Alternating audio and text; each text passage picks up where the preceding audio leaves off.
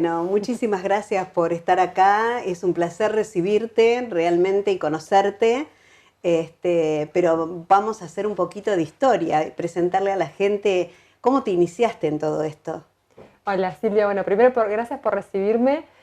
Para mí también es un placer conocerte en este momento, conocer a la audiencia y disfrutar de este rato que vamos a compartir.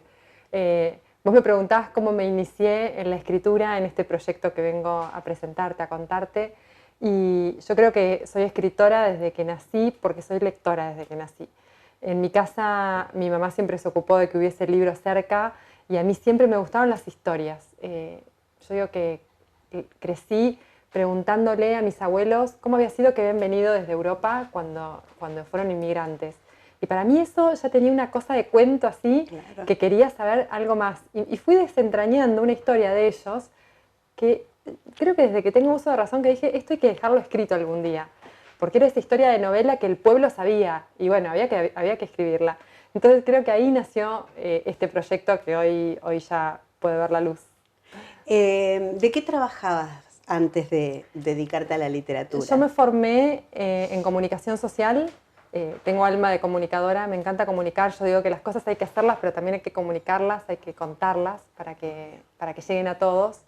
Así que me formé en comunicación social en la Universidad de La Plata, siempre fui a talleres literarios simultáneamente y cuando estaba en segundo año empecé la carrera de licenciatura en historia, porque es eso de que, bueno, las letras, la comunicación y la historia están como en un mix en mí. Y era una época en que las carreras eran más tradicionales, hoy en día hay un abanico mucho más amplio de elección de carreras. Antes eran como, bueno, estudiabas licenciatura en historia o estudiabas comunicación o literatura. Yo creo que hice un mix propio y de ahí fui trabajando en medios periodísticos, trabajé en La Voz del Pueblo de Tres Arroyos, en la Nueva Provincia de Bahía, en La Nación. De hecho... ¿Siempre escrito? Siempre escrito, sí, siempre escrito. De hecho, en alguna oportunidad hice una nota del aniversario de Azul para La Nación, que la escribí desde acá. Y bueno, y siempre me interesó muchísimo lo educativo, así que estuve muchísimos años trabajando en educación.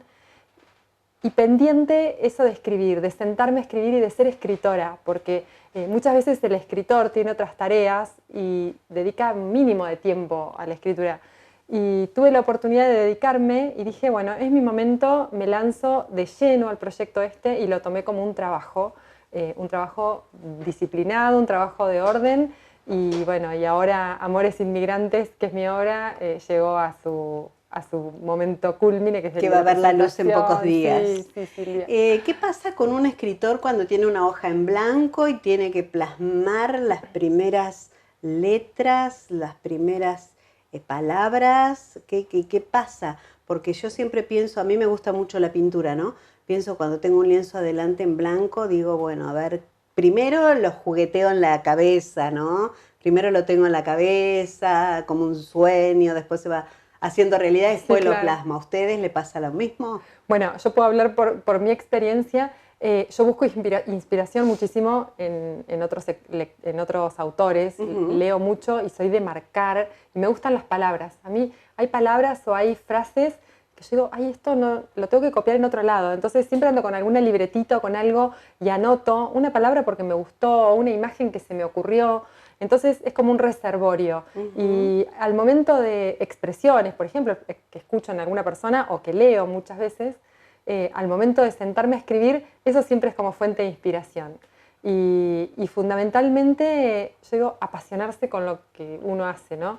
Yo creo que cada vez que escribí una de las historias de este libro, me sentí en la piel de los personajes y por un momento fui ellos.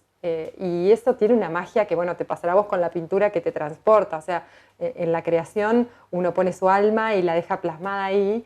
Bueno, a mí me pasa con la escritura y es una adrenalina que siento que lo he leído en otros escritores y lo puedo decir que lo he vivido como propio. Eso de, no me hablen que tengo que terminar de escribir, todos iban a dormir en mi casa y yo, no, tengo que terminar la historia y por ahí miraba y eran las 2 de la mañana o al revés, o sea, me acostaba y me quedaba dando vueltas algo que no me había cerrado de cómo había quedado escrito y no me podía dormir y eran las 4 y me levantaba y tal vez hasta preparaba el mate y me ponía a escribir porque era como algo, una necesidad, así como que se nacía dentro de cerrar una idea o de un capítulo. Claro.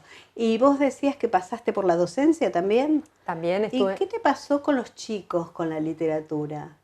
¿Cómo es el tema de la literatura y los jóvenes? Bueno, yo digo que los jóvenes hoy en día leen de una manera diferente a la nuestra, pero que igual hay grandes lectores. Lo que cambió muchísimo de generaciones anteriores a estas es que hoy están todos los chicos en la escuela, ¿no? O sea, la escuela es universal, los chicos tienen que estar todos en la escuela. Entonces tenemos una gran variedad de alumnos, alumnos a los que les gusta leer, alumnos a los que les cuesta más, que han estado en cercanía de libros porque en su casa les enseñaron a leer y otros que en su casa no tienen libros. Entonces es muy variado. Lo lindo es cuando uno puede a través de un texto generar esa emoción de querer seguir leyendo. Esto que decía Borges, no se puede leer por obligación. Entonces, cuando, por ejemplo, uno de los mejores recuerdos así de la literatura y los adolescentes fue leyendo al Martín Fierro con un grupo de cuarto año, que por ahí uno diría, bueno, ¿qué interés pueden tener en los versos del Martín Fierro? Yo ahora no recuerdo bien, pero era uno que se acercaba, creo que Moreno o Fierro, no sé cuál era, a una pulpería y se peleaban porque uno le decía que la esposa del otro era como una vaca. No, se creó un momento ahí que todos querían y se reían y lo querían volver a leer. Y yo digo, esto que ha generado José Hernández tanto tiempo después en estos chicos, bueno, fue como un momento muy lindo. O buscando siempre la creatividad, de qué manera llegarles para que les entusiasmara la lectura, ¿no? Tal vez leyendo un cuento, me acuerdo, no sé, uno de Quiroga, y después que lo representaran en un video. Entonces, bueno, tenían que leerlo mucho para poder contar en imágenes lo que estaban leyendo. Bueno, nos pasó a nosotros cuando Azul fue declarada ciudad cervantina. Creo que no se había leído Claro. a Cervantes, pero en muchos, ni siquiera estaba en los establecimientos. Sin embargo, desde Jardín ya ahora se trabaja al Quijote, Totalmente. a Sancho Panza. Ay, sí, se ha qué hecho lindo. como muy popular todo eso, ¿no? Y yo creo que eso también hace a la cultura de un pueblo. Claro que sí. Y después hay grandes lectores, adolescentes y jóvenes. Claro. Me ha pasado también de estar dando una clase y por ahí digo, ay, ¿qué está haciendo esa alumna que no me está escuchando? Y cuando quería acordar era porque tenía un libro debajo del banco y estaba leyendo algo que no tenía nada que ver con lo que yo le estaba diciendo y estaba en su mundo de lectura. Claro. Hay grandes lectores también en los adolescentes. Sí, y también a veces uno piensa en la currícula de la educación, ¿no? Que por ahí tienen que incorporar libros nuevos. Hay tanta literatura tan rica en este momento y tan ayornada a lo que son los jóvenes, porque por ahí hay cosas que ya no les interesa porque son antiguas, pasadas de moda, pero bueno, creo que hay mucha variedad, hay muchos escritores buenos que uno puede y muchos incorporar. Formatos y muchos formatos claro. también, porque no porque estén en una compu no leen. Claro, claro. Ese es el mito que tenemos los adultos por ahí, ¿no es cierto? Sí. Bueno, contame un poco cómo empezás a recopilar estas historias para tu libro. Bueno, como te dije al principio, la historia fundacional de Amores Inmigrantes es la de mis abuelos, la de Enriqueta y Alfredo, que son un gran amor que nació a principios del siglo XX y que digo que fue un amor entre guerras porque mientras en Europa se desarrollaba la Primera Guerra Mundial, ellos se conocen y se aman profundamente y por cuestiones del destino se separan y se vuelven a encontrar recién en 1945, que es cuando terminaba la Segunda Guerra Mundial al otro lado del mundo. Entonces por eso digo que fue un amor entre guerras. Y yo creo que en cada hogar argentino hay una historia de inmigrantes. Cuando un tema tan noble como el de la inmigración y de esas personas que llegaron desde el otro confín del mundo a ciegas, porque no es como hoy que podés mirar el destino al cual vas a ir y vas a revisar a ver hasta dónde te vas a quedar y ver las fotos. Y con las manos vacías. Con las manos vacías y con un gran dolor del desarraigo y del peligro. Entonces, cuando esas personas que son titanes conocemos esas historias, yo creo que todos tenemos una historia en nuestra familia para rescatar. Entonces, cuando yo contaba la de mis abuelos, que era como que, además me encantó siempre, me parece que es una historia de novela lindísima y son dos personajes entrañables, me pasaba que alguien me decía, no, pero tenés que conocer la mía, porque mi abuela vino de tal lugar y yo enseguida me engancho y me encanta que me cuenten. Entonces le empezaba a preguntar algo más, bueno, a ver, ¿y cómo llegó? ¿Y qué le pasó? Entonces dije, bueno, la tuya también la voy a escribir para el libro. Y así me pasó con dos historias que son divinas y están escritas. Y este año que me decidí a hacer el libro y a terminarlo, porque ya tenía bastante adelantado esas 3 historias, empezaron a lloverme historias, claro, literalmente.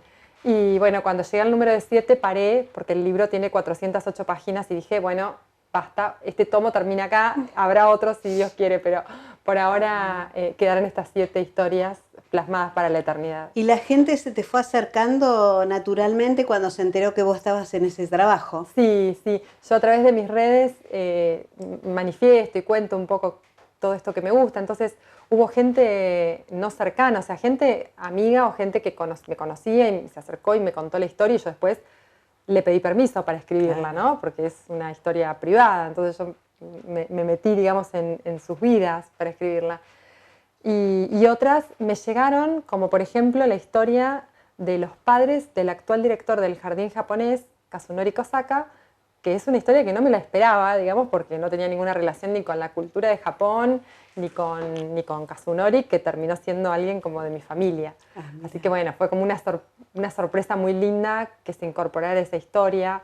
Otra de un ingenio tucumano, de 2 asturianos que llegan en 1860 a Argentina, cuando era Sarmiento presidente, y llegan con una mano atrás y otra adelante, como vos dijiste, y con un emprendedorismo encima y con una resiliencia, y que son palabras que muy actuales, pero se aplican perfecto a esas personas.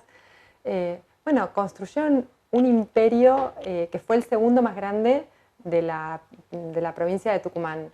Y detrás de eso, una historia lindísima que yo digo que se parece mucho, salvando la distancia abismal, a los 100 años de soledad de García Márquez, cuando mezcla y uno lee 100 años y se confunde con los nombres y tiene que ir al árbol genealógico para identificar quién era el hijo de quién y dónde están. Bueno, la historia de Tucumán tiene mucho de eso, por eso la empiezo también con un árbol genealógico.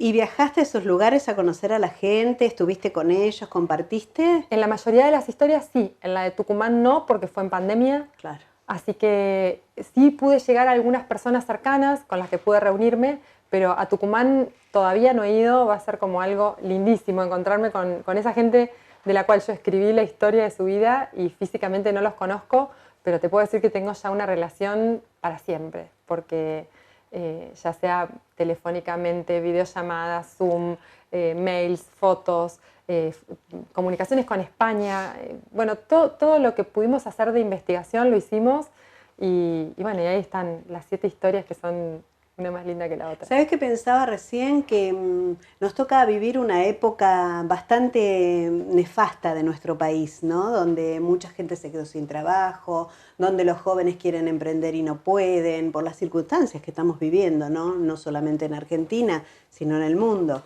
Pero pensaba qué importante este libro para que los chicos puedan acceder a él y ver cómo los antepasados que fundaron este país, cómo pudieron, con las manos vacías como vinieron, ser grandes emprendedores, ¿no? Digo, es motivacional el libro. Sí, es inspirador, digo, yo también, sí.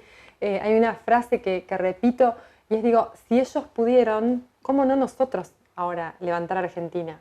¿Cómo no nosotros reconstruir nuestra Argentina? Cuando ellos llegaron, vinieron con las ganas de trabajar, con las ganas de un proyecto. Yo cuento la historia de 7 familias, pero también son las personas individuales. Detrás de cada familia, unas mujeres que cada una podría escribir un libro, te digo. Que tal vez a mí, bueno, por ser mujer, como que me inspiró más ponerme en la piel de ellas. Pero de repente no fueron esas mujeres sumisas que esperaban a que el marido les mandara el pasaje para que vinieran a Argentina.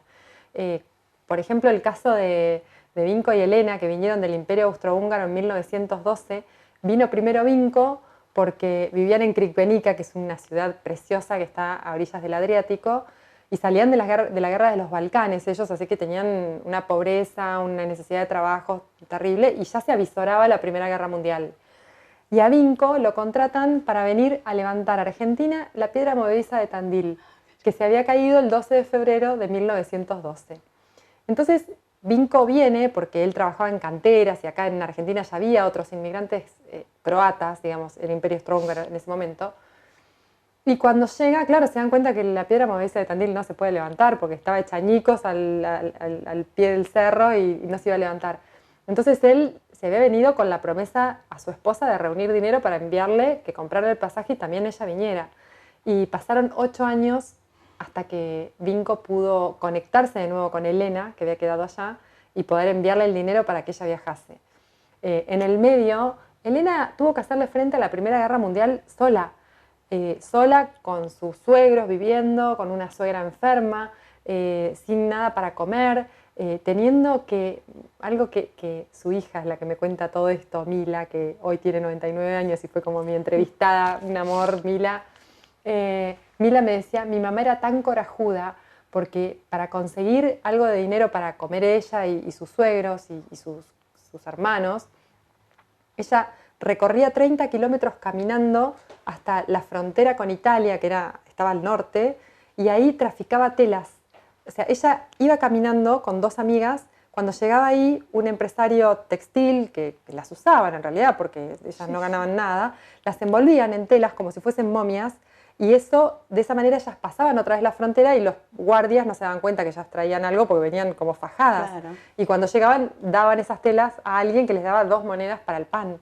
Entonces, de esa manera ella pudo sobrevivir, por eso digo, el valor de las mujeres. Y ella, bueno, hizo todo eso hasta que un día recibió una carta de su esposo diciéndole, recién ahora puedo escribirte, porque en el medio la censura de la guerra, los robos de la correspondencia, del dinero que le enviaba, bueno, un montón de cosas que transcurrieron y que hacían imposible. Bueno, y pudo finalmente venir. Pudo venir. Digo, ese desafío de venir desde tan lejos en un barco, porque no existía el avión, no, claro, en un barco sola, sí, debe ser, yo me imagino esos viajes terribles donde la inseguridad, la desconfianza, la incertidumbre, sí, no sé, una soledad. Hay que viajar sola en barco. Y hay que viajar a reencontrarte con tu esposo que hace 8 años que no lo ves y que vos no sabés que lo que dijo Elena, según su hija, fue, este Vinco no era el que yo dejé, porque el que yo dejé era rubio. Y claro, él había trabajado después construyendo el faro de Claromecó. Entonces había estado a la intemperie, a la orilla del mar, y estaba tostado totalmente. Entonces este no fue el Vinco que yo dejé, pero bueno, finalmente ellos y muchas veces pienso, y no sé si te habrá tocado una historia de esas, en los hijos que mandaban solos, 17, 18 años, sí, porque yo me pongo en la piel de mamá y digo, si tengo que mandar a mi hijo a Europa sin plata, a la nada, claro, digo, debe ser desgarrador. ¿Tuviste alguna historia de esa? La primera que te contaba, la de mis abuelos, a mi abuelo a los 8 años lo mandan a Argentina y él contaba... ¿Solo? Solo. Y él contaba que cuando venían unos primos también, o sea, algunos familiares así, pero su mamá había fallecido, su papá es el que lo manda, o sea, una tristeza, una cosa terrible. Y que cuando llegan a Uruguay, enfrente al Río de la Plata, ellos creen que ya es Argentina, entonces de la alegría tiran el plato de loza en el que comían al agua, como de alegría de que ya estamos en la tierra prometida. Y todavía le faltaban 2 días para llegar al puerto de Buenos Aires. Así que durante esos 2 días comieron ahuecando las manos porque no tenían nada en qué comer. Y bueno, después llegaron y... No los recibía nadie. Ahí no los recibía nadie. Claro. El hotel de inmigrantes tenía como un sistema que los dejaba estar 5 días y les daban dinero, y ahí sí lo que hacían era como, bueno, o había maneras de saber dónde había gente de su propio país o de su propia región, entonces los mandaban en los trenes, el ramal era, bueno, o el tren norte, el tren sur, el ferrocarriles del sur, del este o del oeste, de acuerdo a dónde iban. Pero 8 años. Y bueno, claro, y era bueno probar y a encontrarse con algún tío, sí, pero sí, desgarrador. Con alguien del mismo pueblo que quizá no conocía. Claro, ¿no? Bueno, claro, eso se daba muchísimo en las colectividades. ¿Y cómo esa gente con tanto dolor, con tanta precariedad, ¿no? ¿Cómo pudo salir adelante y fundar este país que es básicamente de inmigrantes, ¿no? Sí, 7 de cada 10 argentinos es inmigrante. Y yo lo que rescato muchísimo en las historias, porque al meterme en los personajes y conocerlos muchas veces a través de las cartas, o sea, es un testimonio impresionante la correspondencia, porque uno de repente puede ver cómo escribía, cómo saludaba, porque hay mucho de recreación en mi libro, porque los datos verídicos están, pero después, bueno, qué sentían, cómo se relacionaban con la que iba a ser su esposa o con un amigo. Bueno, eso está recreado. Y el testimonio epistolar es clave, que Claro. en un caso me pasó que me enojé con la protagonista, porque el caso de Nelly, en realidad Nelly se llamaba Petrea, ¿no? Vivía en Dinamarca.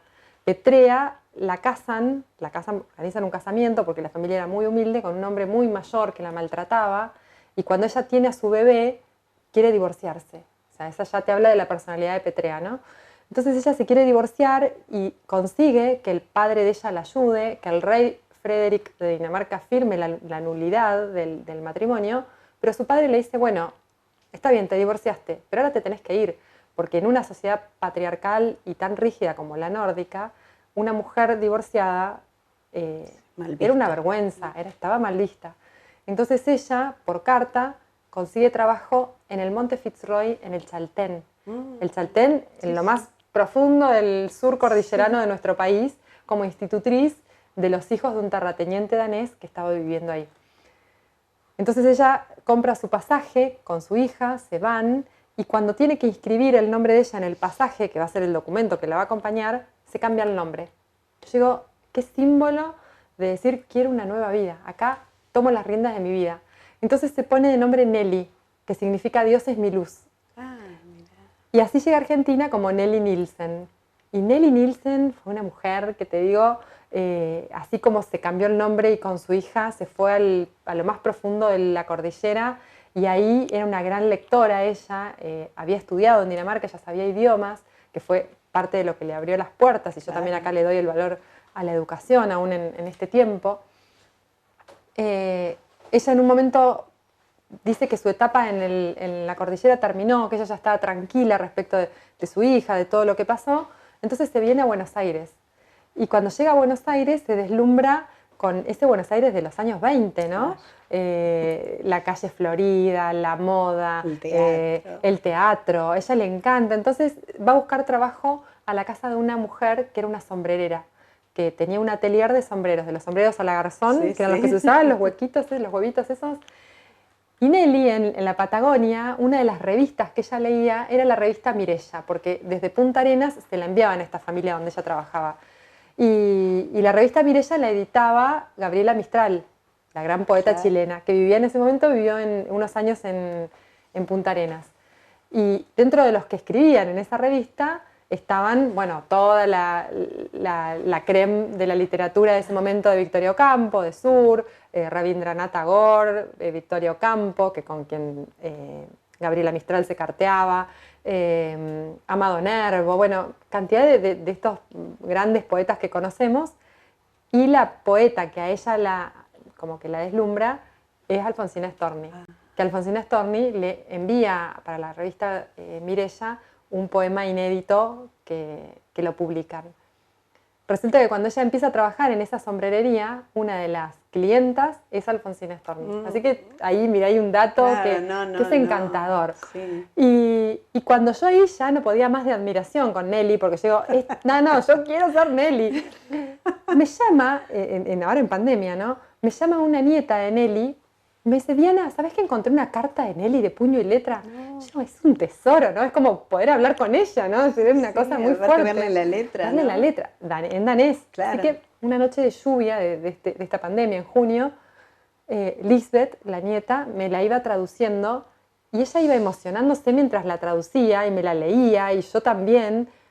Y Nelly le escribía a su ex esposo, al que la maltrató en Dinamarca, y le pedía perdón. Entonces yo, para Nelly, ¿por qué estás haciendo esto? O sea, era como que, no. Me cae el ídolo. Bueno, me enojé con Nelly, porque yo, ¿cómo? Entonces me iba traduciendo la carta, y yo digo, ¿pero por qué le dice? Y entonces le decía, bueno, no sabes qué grande que está Tite, Tite era la hija, qué grande que está Tite, pregunta por vos, ojalá algún día puedas perdonarnos. Vos me mandás dinero, pero yo no lo recibo porque yo tengo mi orgullo, pero si algún día podemos, yo tendría que volver, algo así. Y después, que terminamos de leer esa carta, nos damos cuenta que está fechada, pero que ella nunca la mandó a la carta. Entonces, también entendés los miedos y la inseguridad, ¿no? Porque ella tal vez estaba muerta de miedo y sabía que un as bajo la manga era volver con ese hombre. Claro. Entonces tal vez escribirla a la carta la dejaba tranquila de que si pasaba algo, claro. Bueno, ella de última iba a poder volver y aunque sea su hija iba a tener un futuro en Dinamarca. Ella no vuelve con su esposo, de hecho vuelve a Dinamarca en un momento porque, bueno, por cuestiones de su vida y todas las cosas que le tocan vivir, va de viaje a Estocolmo y en el viaje y va a visitar a sus familiares, a su papá y a su mamá, y en ese viaje de regreso a Argentina, porque ella dice, está bien, Dinamarca ya estaba mejor, ella podría haberse quedado, pero ella dice, mi lugar está en Buenos Aires y en ese mundo de glamour y de moda de la calle Florida. Pero resulta que en el viaje de regreso a Buenos Aires se conoce con Johannes, que va a ser su gran amor y con quien va a terminar casándose y formando su familia. Unas historias soñadas.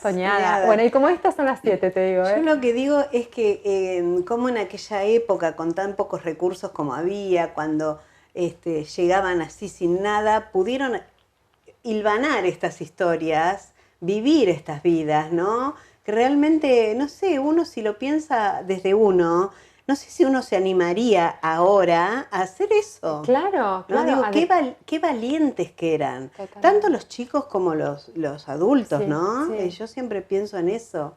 Es muy cierto, determinante. Yo digo que los amores que cuento en mi libro no solo son el amor de pareja, porque el amor de Nelly llegó más tarde, pero toda su vida fue su amor a su hija, lo que yo rescato y cómo ella... A su hija y también a ella, a ¿no? ella misma, a valorizarse ella como mujer. Claro. A conocer las realidades, a elegir, a buscar su sueño pese a todo, porque ella podría haberse quedado cómoda en el Chaltén porque tenía comida y tenía trabajo, y de hecho la familia esa quería que se quedaran ahí. Y ella dice, no, yo estoy para más, estoy para otra cosa, y se anima y se va. Sí. Cosas que no pasan hoy.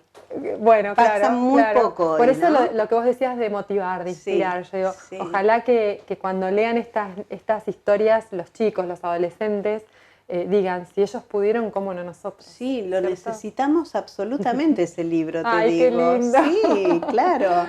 Y me quedé pensando en la historia del que construyó el jardín japonés, claro. Porque digo, también venir con un idioma como el japonés, ¿no? Porque no es lo mismo venir con bueno, en esa época el inglés tampoco acá en Argentina se dominaba mucho, pero sí, pero hasta desde los rasgos, fácil, ¿no? desde lo físico también había una barrera, claro, ¿no? pero digo, qué historia también, ¿no? Bueno, así esa historia, me la podés resumir. Tampoco vamos a spoilear el libro porque... Bueno, vos sabés qué me pasa, que cuando cuento la historia, yo digo, es algo que ya ocurrió, o sea, la gente igual va a tener ganas de leerlo porque por todos los detalles. Porque los detalles, las fotos. Vos vas a ver las fotos, por ejemplo, de Nelly en el Chaltén, o las fotos de Nelly con el sombrerito a la garzón. Todo eso está en el libro. Y la historia de Japón, yo digo que me movilizó muchísimo porque fue también entenderla desde otra cultura. Yo soy descendiente de daneses, entonces podía entender un poco como esa frialdad o esa parsimonia que tienen las sociedades nórdicas. O también soy arias, entonces, bueno, a los españoles, a los italianos, medio que podía sentirme identificada, pero con un japonés, no. O sea, tuve que abrir mi mente y escucharlo a Kazunori, que me contara la historia y entender lo que me quería decir desde su corazón. Ya no... Y además, él cuando llega su familia acá, a una cultura totalmente distinta, porque un italiano, un español, es como más adaptable a lo que es nuestro país. Claro. ¿No? Pero, ¿cómo fue eso? Bueno, la filosofía que tienen los japoneses, la filosofía de vida, es tan inteligente y tan sensible a la vida humana y a las relaciones, que creo que esa es su gran fortaleza. La historia de Japón me pasó algo también muy fuerte porque ocurre en la Segunda Guerra Mundial, ¿no? Empieza, antes de que empiece la Segunda Guerra, aprendí mucho de la geografía de Japón, que siempre es una geografía que en la escuela yo no estudié, por lo menos demasiado, más que capital o alguna cuestión así. Pero entonces, bueno, ir a mirar cómo es la geografía, cómo es el clima, cuestiones así que fueron, la verdad, que muy, muy enriquecedoras.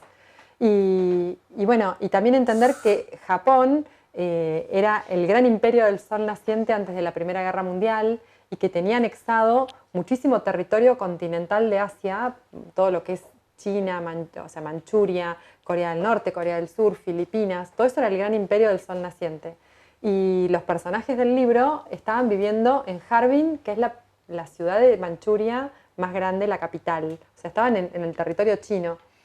Y cuando se produce el ataque de Pearl Harbor a las bases norteamericanas en Hawái, a mí me había pasado que yo siempre esa historia la conocí desde el lado norteamericano, más con la película, ¿no? O sea, entonces los japoneses los veía como los enemigos en la película.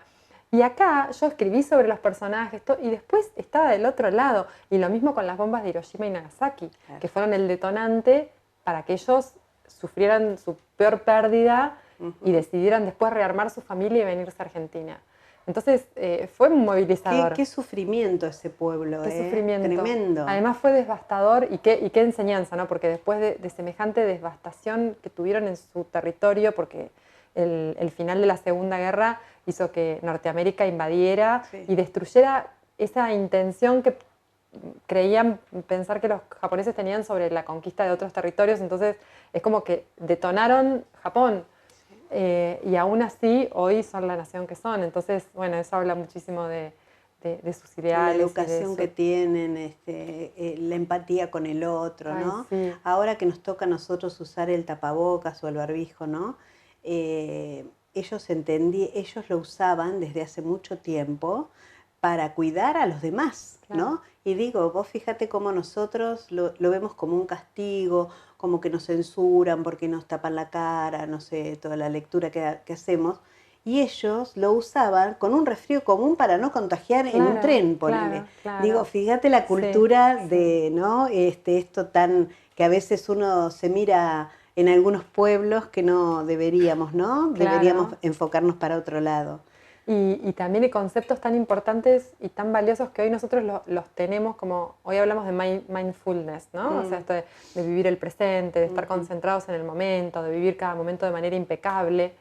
Y ellos ya lo sabían, claro. O sea, es milenario para ellos esto. Ellos siempre, desde siempre lo vivieron. Hay un concepto, una idea lindísima que la cuento y tiene un rol fundamental en la historia, y es la del hanami.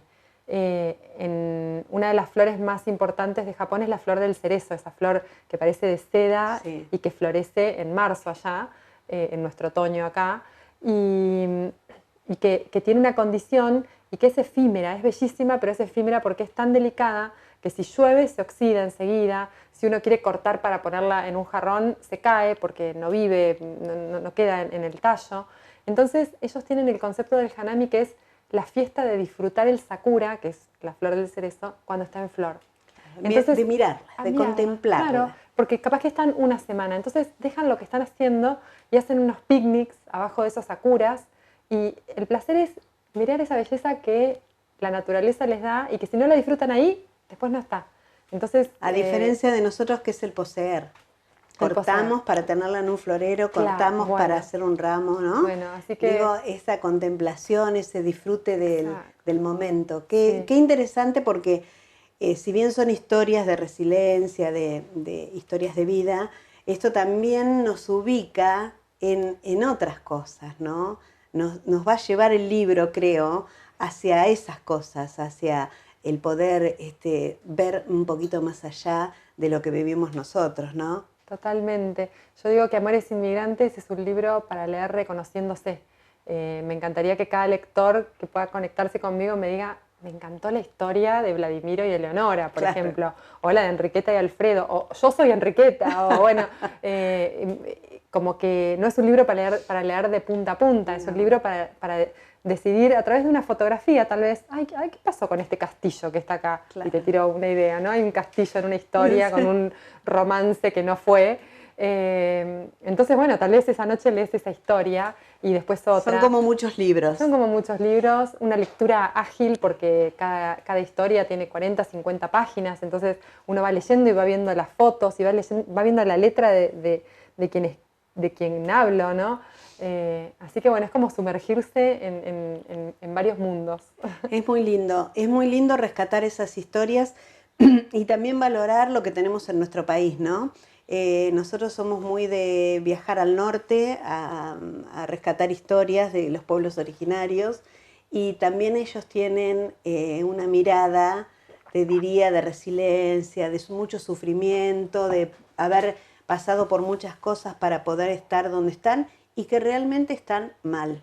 Todavía no pudieron ubicarse o no los dejamos ubicarse donde se tienen que ubicar, ¿no? Y hablando con gente de Jujuy, por ejemplo, ellos se identifican mucho con Bolivia y dice, las fronteras están corridas, ¿no? Y cuando a mí me cuentan esas historias, yo digo, ¿cómo nosotros nos parece, especialmente los que vivimos en la provincia de Buenos Aires, capital y provincia de Buenos Aires? Yo siempre digo, separo porque uno viajando por el resto del país se da cuenta la diversidad cultural que tenemos y tan rica, ¿no? Sí. Y creo que estos inmigrantes también, al estar a lo largo y a lo ancho del país, también le dieron su impronta, ¿no? Porque el sur hay gente de ciertos lugares, en el norte hay otro tipo de inmigrante, y le dan su impronta, ¿no? Claro que sí. ¿Y cómo cuidan su cultura? ¿Cómo la cuidan? Sí, el libro tiene algo también muy lindo que tiene que ver con esto de la cultura, del origen, y es que yo traté de representar cada historia con una flor. Me gustan mucho las flores, me gusta el arte también, y una pintora tresarroyense, Luciana Di Croce, pintó en acuarelas una flor para cada historia que está presente en lo que cuenta, ¿no? Por ejemplo, en la de Japón es el sakura, la flor del cerezo. En la historia de Enriqueta y Alfredo es la glicina, en la de Eleonora y Vladimiro es la margarita, que es la flor nacional de Italia, donde ocurre el gran amor de ellos. Bueno, y así cada una de las historias tiene también algo de arte en el libro, así que es un libro, yo digo, estéticamente lindo, un beau livre, como se dice en francés, que es bueno, un libro bello, que uno se va a llenar de energía con eso. Porque, y a la vez incorporaste fotos también. Sí, está impreso en una imprenta de arte, el editor, Ezequiel Díaz Ortiz, es un gran editor de libros de arte, y medio que hicimos un mix también, porque en la imprenta decían, pero esto es novela, pero es también un libro de arte. Entonces, bueno, ahora está como generando un montón de curiosidad porque de repente es un libro diferente. Es un libro que está impreso a color, con muy linda edición, con muy linda textura. Así que bueno, para disfrutar con todos los sentidos. Qué lindo. ¿Y quién lo prologó? Lo prologó Alejandro Guillermo Roemers, que es un gran poeta y escritor que escribió, entre otras cosas, El regreso del joven príncipe, que es como la continuación del Principito y tiene una profundidad bellísima. Y bueno, y un gran amigo, Daniel Balmaceda, que también es un historiador que me divierte, que me encanta, que siempre está metido con esas cosas que uno quiere saber de la historia. Y de las palabras, y de las palabras, el claro. último libro, sí, que es un éxito. Así que bueno, pero también detrás del libro, yo digo, hubo un equipazo, porque siempre se dice que la labor del escritor es solitaria. Y sí hubo muchos momentos de creación mía donde estaba yo con mi compu o con mis notas y no podía ni escuchar. Pero después, bueno, empezando por mi familia, que estuvieron presentes y escucharon hablar de todos estos personajes que han estado en mi vida y en nuestras vidas todo el tiempo. Y después las 7 familias que me contaron las historias. Claro. Yo digo, yo tengo 7 familias más para toda mi vida, porque... y las que vas a tener. Y las que voy a tener, ojalá, porque me encantaría ser la nueva Lucía Gálvez. Sí, ¿por qué no? ¿Por qué no? Sí. ¿Cómo no? Me encantaría. De hecho, tengo una página web que es www.diana-arias.com y que los invito porque tiene una pestaña que dice Contame tu historia. Sí. Y bueno, me encantaría que ahí, bueno, ya están llegando, te digo, porque la página ya está funcionando y todos los días me despierto y hay alguien que me contó algo nuevo, entonces ya me pongo a charlar, a ver, y bueno, ¿qué más sabés? Porque realmente o sea que se viene un segundo libro seguro. Y creo que sí, voy a tratar de disfrutar este primero. Claro, sí, y por qué no pensar en uno segundo. Sí, yo creo que todas esas cosas construyen a lo que hace una sociedad, ¿no? A lo que es lo que, ya te digo, creo que viene este libro viene en un momento muy propicio para nuestra Argentina, donde necesitamos motivación, donde necesitamos que los jóvenes digan se puede, los grandes también, claro. Porque hay mucha gente grande que ha perdido el trabajo, que no sabe qué hacer con su vida, Entonces yo creo que necesitamos esto, no pálidas, sino motivarlos amor. Para que, sí, amor y que se pueda sí. salir, ¿no? Sí. Ya para cerrar, te digo que me hagas una mirada de nuestro país. Bueno, yo soy una mujer optimista y creo que hay muchísima gente con mucho talento, con muchas ganas de hacer. Siempre me gusta ver la parte llena del vaso de agua y creo que tenemos un gran país y que si cada persona se anima a mejorar su metro cuadrado, el país va a estar mejor. No esperar a realizar grandes cosas o a estar en la política para mejorar la situación o a tener el trabajo o el dinero. No, donde estemos, o sea, con nuestros vecinos, en nuestra casa, si somos prolijos y cuidamos nuestro espacio porque no ensuciamos la vereda del de al lado. Si tenemos un perro y lo sacamos a pasear y cuidamos al resto. Si somos respetuosos y si amamos lo que hacemos, como empezaste vos diciendo, yo creo que tenemos gran parte ganada. Y que también eso es el ejemplo que tenemos que darle a los que nos siguen, ¿no? Que se puede. Tenemos como adultos que tomar esa bandera del se puede. Y acá, como decís, bueno, ya para terminar, pero creo que es responsabilidad de nuestras generaciones rescatar esas historias y dejarlas plasmadas para la posteridad. Porque si no, los chicos, los más chiquitos, no van a saber quiénes fueron esos abuelos, esos bisabuelos. Y esas historias que se cuentan oralmente, si no quedan escritas, se van a evaporar. Y creo que es un tesoro que tenemos como argentinos y que tenemos que valorarlo mucho. Muchísimas gracias, fue un placer conocerte y te deparo todo el éxito para tu libro y bueno, ya nos vamos a estar enterando. Cómo no, gracias. Muchas gracias. Silvia, gracias a vos.